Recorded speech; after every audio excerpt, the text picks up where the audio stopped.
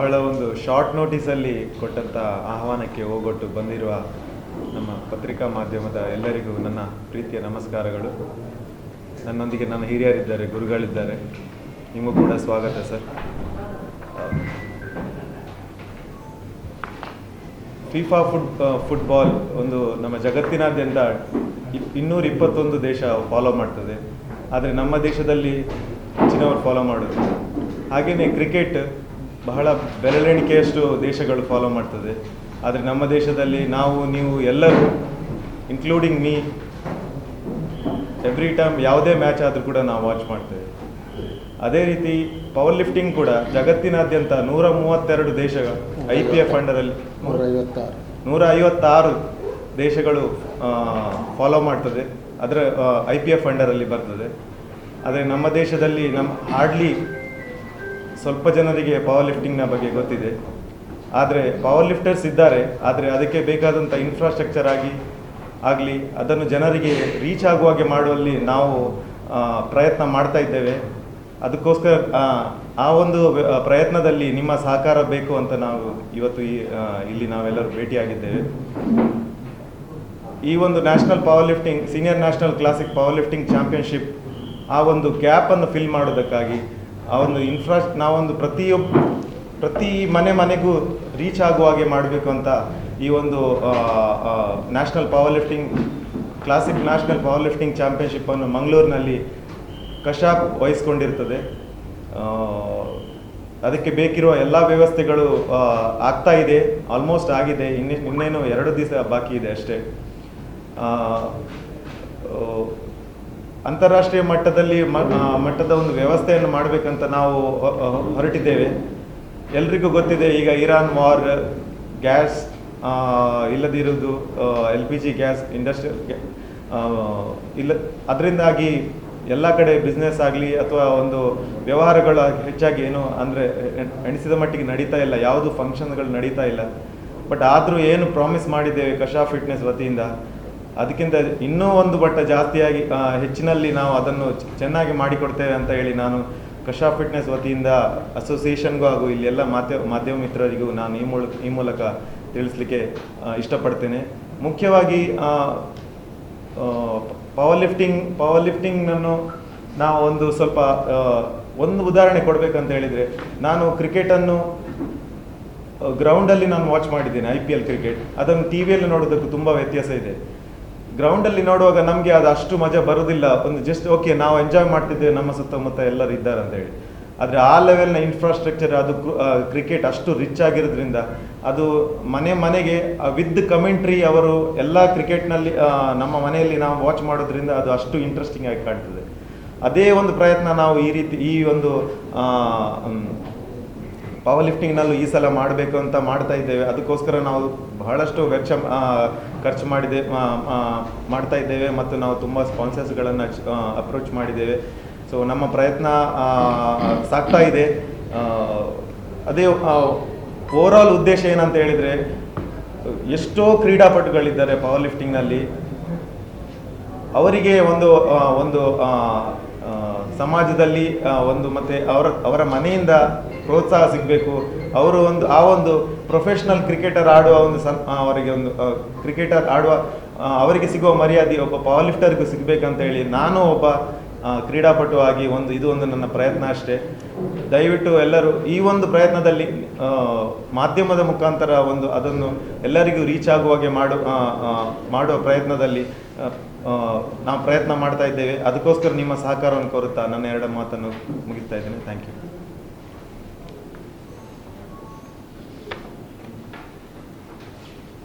ಮಾಧ್ಯಮದ ಎಲ್ಲ ಮಿತ್ರರೇ, ಕರ್ನಾಟಕ ಪವರ್ ಲಿಫ್ಟಿಂಗ್ ಅಸೋಸಿಯೇಷನ್ ಕಳೆದ 50 ವರ್ಷಗಳಿಂದ ಪವರ್ ಲಿಫ್ಟಿಂಗ್ ಕ್ರೀಡೆಯ ಬೆನ್ನೆಲುಬಾಗಿ ಕರ್ತವ್ಯ ನಿರ್ವಹಿಸ್ತಾ ಬರ್ತಾ ಇದೆ. 120ಕ್ಕೂ ಮಿಕ್ಕಿ ಅಂತಾರಾಷ್ಟ್ರೀಯ ಕ್ರೀಡಾಪಟುಗಳು ನಮ್ಮ ರಾಜ್ಯದಲ್ಲಿದ್ದಾರೆ.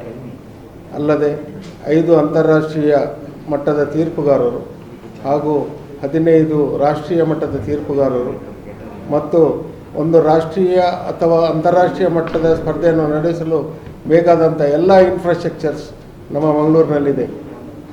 ಇಂತಹ ಒಂದು ಸಂದರ್ಭದಲ್ಲಿ ಈ ಕ್ಲಾಸಿಕ್ ಸೀನಿಯರ್ ಪವರ್ ಲಿಫ್ಟಿಂಗ್ ಸ್ಪರ್ಧೆ ತುಂಬ ಜನರಿಗೆ ಇದು ಯಾಕೆ ಕ್ಲಾಸಿಕ್ ಅಂತೇಳಿ ಕಾಣ್ಬೋದು. ಪವರ್ ಲಿಫ್ಟಿಂಗ್ ಸ್ಪರ್ಧೆಯಲ್ಲಿ, ನಾರ್ಮಲ್ ಪವರ್ ಲಿಫ್ಟಿಂಗ್ ಸ್ಪರ್ಧೆಯಲ್ಲಿ ನಾವು ಕಾಲಿಗೆ ಬ್ಯಾಂಡೇಜ್ ಸುತ್ತೋದು, ಬ್ಯಾಂಡೇಜ್ ಅಂದರೆ ಅದಕ್ಕೆ ನಿಗದಿತವಾದ ಬ್ರ್ಯಾಂಡೇಜ್ ಇದೆ ಅದನ್ನು ಸುತ್ತುವುದು, ಮತ್ತು ಟೈಟ್ ಕಾಸ್ಟ್ಯೂಮ್ಗಳನ್ನು ಹಾಕಿ ನಾವು ಮಾಡುವಂಥದ್ದು. ಬಟ್ ಇದರಲ್ಲಿ ಕ್ಲಾಸಿಕ್ನಲ್ಲಿ ಅದ್ಯಾವುದು ಅಲೌಡ್ ಇಲ್ಲ. ಸಿಂಪಲ್ಲಾಗಿ ನೀವು ರಿಸ್ಟ್ ಬ್ಯಾಂಡ್ ಕಟ್ಬೋದು, ಬೆಲ್ಟ್ ಹಾಕ್ಬೋದು, ಅಷ್ಟು ಮಾತ್ರ ಬಿಟ್ಟರೆ ಬೇರೆ ಟೈಟ್ ಆಗಿರುವಂಥದ್ದು ಯಾವುದನ್ನು ನಾವು ಹಾಕುವಂಗಿಲ್ಲ. ಅಂತಹ ಒಂದು ಪವರ್ ಲಿಫ್ಟಿಂಗ್ ಸ್ಪರ್ಧೆ ಈಗ ನಮ್ಮ ದೇಶದಲ್ಲಿ ಭಾಳಷ್ಟು ಜನಪ್ರಿಯಗೊಳ್ತಾ ಇದೆ. ಪ್ರತಿ ಬಾರಿ ಕೂಡ ನಾವು ರಾಷ್ಟ್ರೀಯ ಸ್ಪರ್ಧೆಯನ್ನು ನಡೆಸುವಾಗ ನಮಗೆ 5 ದಿನದಲ್ಲಿ ಸ್ಪರ್ಧೆಯನ್ನು ಮುಗಿಸಲಿಕ್ಕೆ ಕಷ್ಟ ಆಗ್ತಾಯಿದೆ. ಆದರೆ ಈ ಬಾರಿ ನಾವು ಒಂದು ಅಂತಾರಾಷ್ಟ್ರೀಯ ಮಟ್ಟದ ಯಾವುದೇ ಒಂದು ಅಂತಾರಾಷ್ಟ್ರೀಯ ಮಟ್ಟಕ್ಕೆ ಕಮ್ಮಿ ಇಲ್ಲದಂತೆ ಒಂದು ಮಂಗಳೂರಿನಲ್ಲಿ ಒಂದು ಸ್ಪರ್ಧೆಯನ್ನು, ಮಾದರಿಯಾದಂಥ ಸ್ಪರ್ಧೆಯನ್ನು ನಡೆಸಬೇಕು. ಇದಕ್ಕೆ ಬೇಕಿದ್ದಂಥ ಎಲ್ಲ ವ್ಯವಸ್ಥೆಗಳನ್ನು ನಮ್ಮ ಕಶಾರ್ಪ್ ಸ್ಪೋರ್ಟ್ಸ್ ಫೌಂಡೇಶನ್ನವರು, ಕಶಾರ್ಪ್ ಜಿಮ್ಮಿನವರು ಮಾಡ್ತಾಯಿದ್ದಾರೆ. ನಾವು ಕರ್ನಾಟಕ ಪವರ್ ಲಿಫ್ಟಿಂಗ್ ಅಸೋಸಿಯೇಷನ್ನ ಎಲ್ಲ ಪದಾಧಿಕಾರಿಗಳು ಎಲ್ಲರೂ ಕೂಡ ಅವರಿಗೆ ನಾವು ಬೆನ್ನೆಲುಬಾಗಿ ನಾವು ಪ್ರೋತ್ಸಾಹ ನೀಡ್ತಾ ಇದ್ದೇವೆ ಮತ್ತು ನಾವು ನಮ್ಮಿಂದಾಗುವಂಥ ಎಲ್ಲ ಸಹಕಾರವನ್ನು ಅವರಿಗೆ ನೀಡ್ತಾ ಇದ್ದೇವೆ. ಈಗ ನಮ್ಮ ಇವರು ಹೇಳಿದಾಗೆ, ಪ್ರದೀಪ್ ಅವರು ಹೇಳಿದಾಗೆ, ನಮಗೆ ನಿಜವಾಗಿ ಕೂಡ ನಾವು ಬೇರೆ ಯಾವುದೇ ಕ್ರೀಡೆಗೆ ಹೋಲಿಸಿದರೆ ನಮ್ಮ ದೇಶಕ್ಕೆ ಅತಿ ಹೆಚ್ಚು ಪದಕಗಳನ್ನು ತರುವಂಥ ಕ್ರೀಡೆ ಅಂತೇಳಿ ಹೇಳಿದರೆ ಅದು ಪವರ್ ಲಿಫ್ಟಿಂಗ್ ಮಾತ್ರ. ಇದನ್ನು ನಾವು ತುಂಬ ಸಂತೋಷದಿಂದ, ಹೆಮ್ಮೆಯಿಂದ ಹೇಳಲಿಕ್ಕೆ ಇಚ್ಛೆ ಪಡ್ತೇವೆ. ಆದರೆ ನಮಗೆ ಸಿಗುವಂಥ ಪ್ರಚಾರ, ನಮಗೆ ಸಿಗುವಂತಹ ಒಂದು ಬೆಂಬಲ ಪತ್ರಿಕೆಯವರಿಂದಾಗಲಿ ಮಾಧ್ಯಮದಿಂದಾಗಲಿ ತುಂಬ ಕಡಿಮೆ ಅಂತೇಳಿ ನಮಗೆ ಅನ್ನಿಸ್ತದೆ.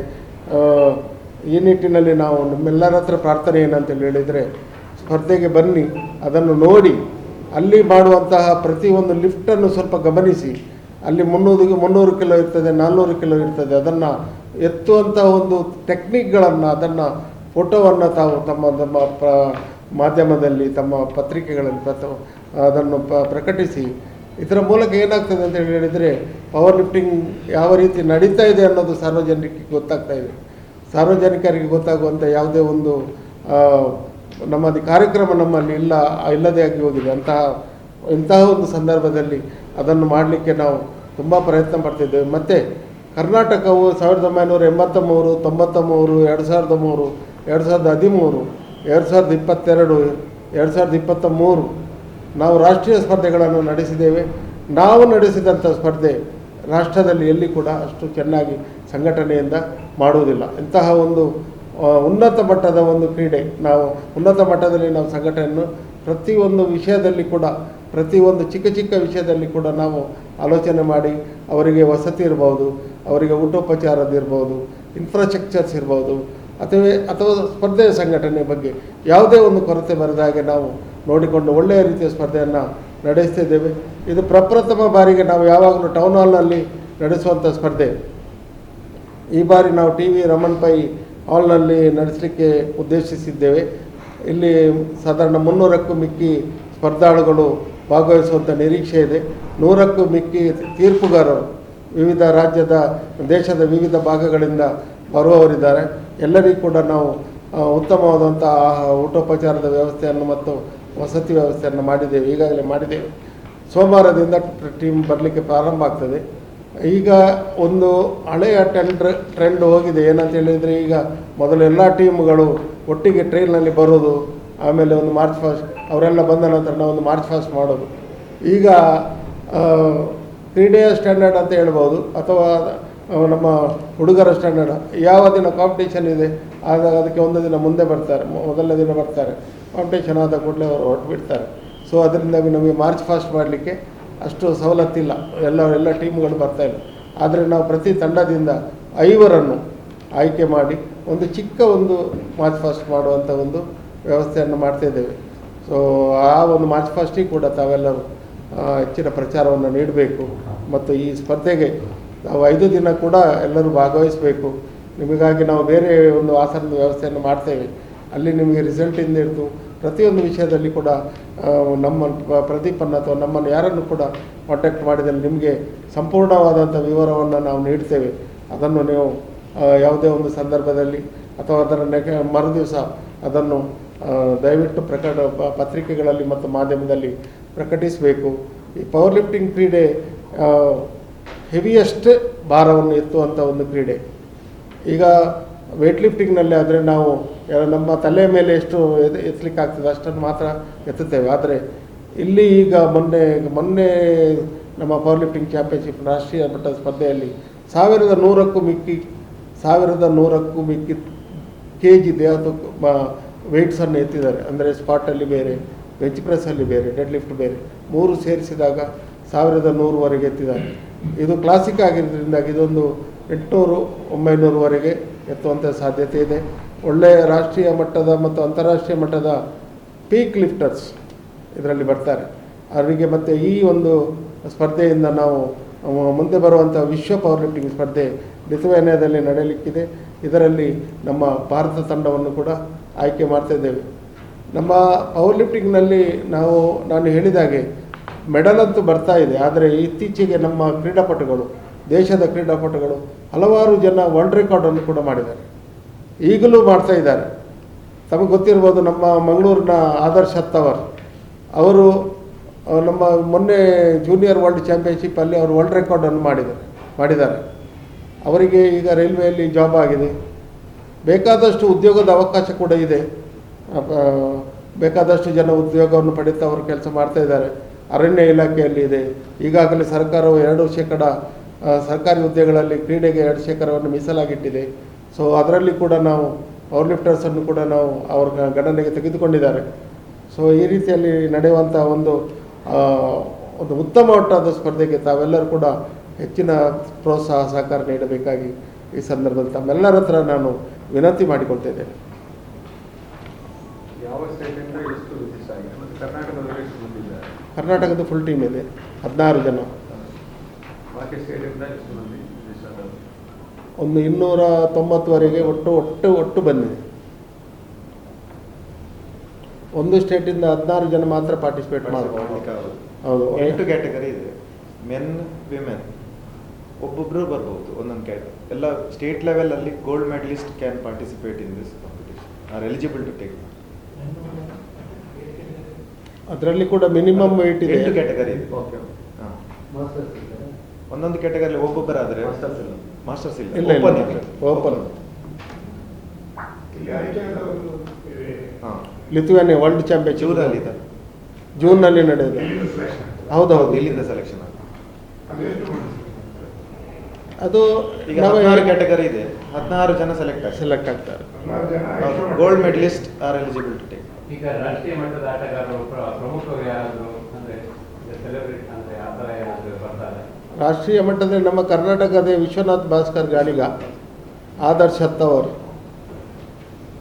ನಮ್ಮ ಕರ್ನಾಟಕದವರು. ಆಮೇಲೆ ಪ್ರದೀಪ್ ಕೂಡ ಚೆನ್ನಾಗಿ ಪ್ರಾಕ್ಟೀಸ್ ಮಾಡ್ತಾ ಇದ್ದಾರೆ.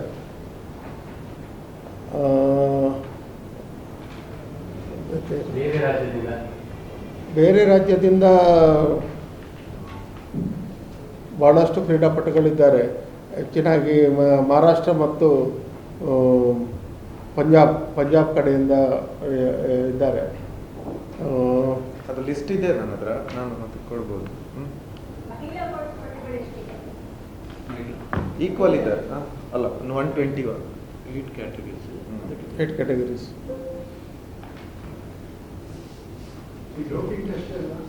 ಬರ್ತಾರೆ, 100% ಬರ್ತಾರೆ. 100% ಡೋಪ್ ಟೆಸ್ಟ್ ಆಗ್ತದೆ.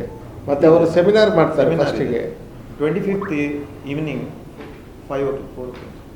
ಅದರಲ್ಲಿ ನಮಗೆ ಪ್ರತಿಯೊಂದು ನಮ್ಮ ಲಿಫ್ಟರ್ಸ್ನವರಿಗೆ ಡೋಪ್ನ ಬಗ್ಗೆ ತಿಳಿಸ್ಕೊಡ್ತಾರೆ.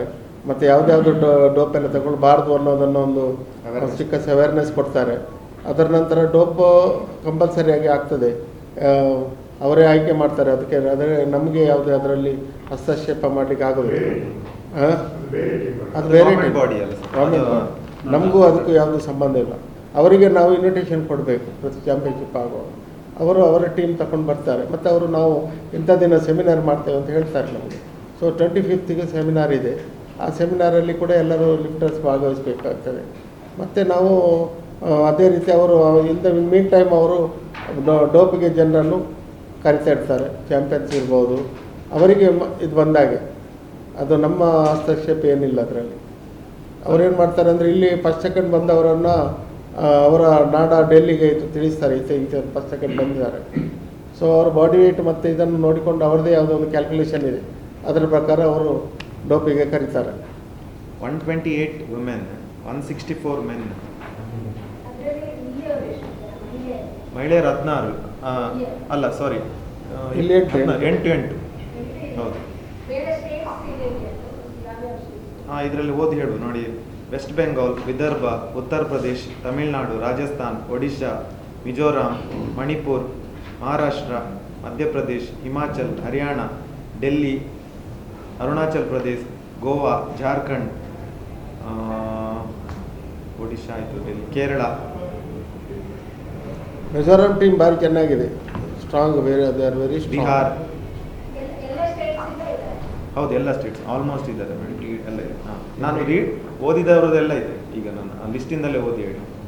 ಮೀಟಿಗೆ ಸರ್ಕಾರ ಸಪೋರ್ಟ್ ಆಗಿದೆ. ಹ್ಞೂ. ಸರ್ಕಾರದಿಂದ ಸರ್ಕಾರದಿಂದ ನಮಗೆ ಈವರೆಗೆ ನಮ್ಮ ಹೇಗಂದ್ರೆ ನಾವು ಹೋಸ್ಟ್ ಮಾಡುವಾಗ ನಾವು ಒಂದು ಲೆಟರ್ ಹಾಕ್ತೇವೆ.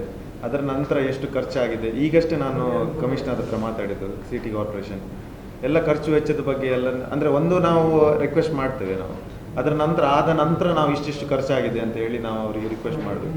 ಸೊ ಅದು ಅಪ್ರೂವಲ್ ಆಗ್ತದೆ. ಆಮೇಲೆ ಅದು ಅವರು ಪುನಃ ಅವರು 1-2 ಸಲ ಮೀಟಿಂಗ್ ಆದಮೇಲೆ ಅವರು ಪಾಲಿಕೆಯಿಂದ ಸಹ ಆಗಲಿ ಸ್ಟೇಟ್ ಗೌರ್ಮೆಂಟಿಂದ ಸಹ ಅದೇ ಪ್ರೊಸೆಸ್.